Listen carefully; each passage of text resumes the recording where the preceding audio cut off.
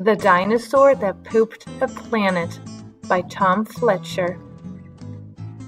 Danny and Dinosaur liked to have fun. Some days they had lots, some days they had none. One day they were bored. They had no games to play.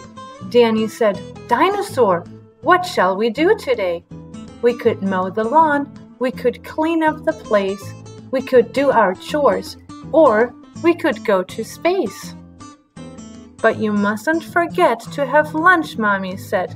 "You cannot have fun unless you've been fed."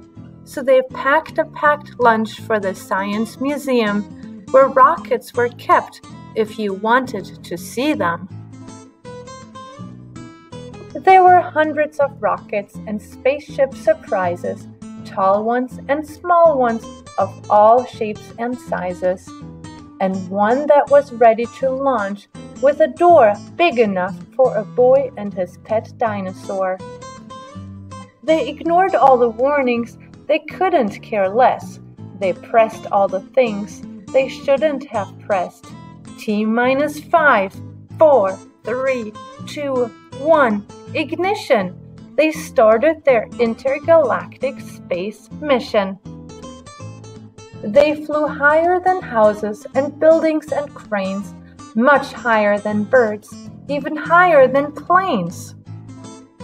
"We're in space!" Danny yelled as they floated around, but the dinosaur's tongue made a rumbling sound.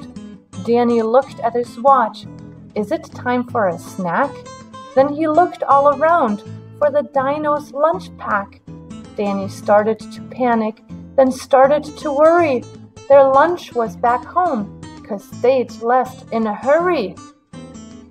So, with no food, not even a cheeseburger bun, a disastrous dinosaur feast had begun. It gobbled up gadgets and gizmos galore. Nothing was safe from the space dinosaur. Robots and ray guns and blinking red blinkers, eating things thought up by NASA's great thinkers. It chewed and it chomped on the spaceship controls. The rocket was dotted with dino tooth holes. The spaceship was empty. Inside it was bare. Outside there was space stuff to eat everywhere. It broke down the door with a cool ninja chop. Out in space, dinosaurs are much harder to stop. It chomped on the moon like a big chunk of cheese, then shoved even more in its mouth with a squeeze. It munched on the Martians from Mars and their cats. Their cats are like ours, but their cats wear cool hats. Satellites, Saturn, and 6 supernovas, shape-shifted saucers, and 7 space rovers. It guzzled 5 gallons of fuel from the tank, and Danny's jaw dropped as he watched what it drank. With a crunch and a crack and a num num num num, in one dino gulp, the rocket was gone. Now nothing was left. All Danny could see was a fat dinosaur where the rocket should be. And so they were stranded with no way back home. Just Danny and Dino in space, all alone. Now Danny was crying. He cried and he cried. He cried and his tears filled his spacesuit inside. Unless they were going to stay there forever, the dinosaur needed to do something clever. With the feeling of guilt deep down in its gut, its brain brewed a plan involving its butt. It knew there was only one thing it could do to get them back home. It needed to poo! Like a poop-powered rocket, the dinosaur flew, so Dan held on tight. It was all he could do.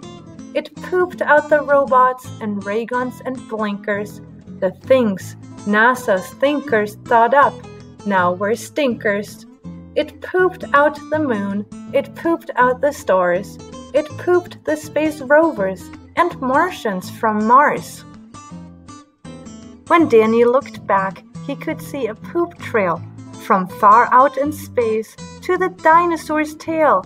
They headed for Earth and they started to orbit. It pooped on the clouds, but the clouds just absorbed it.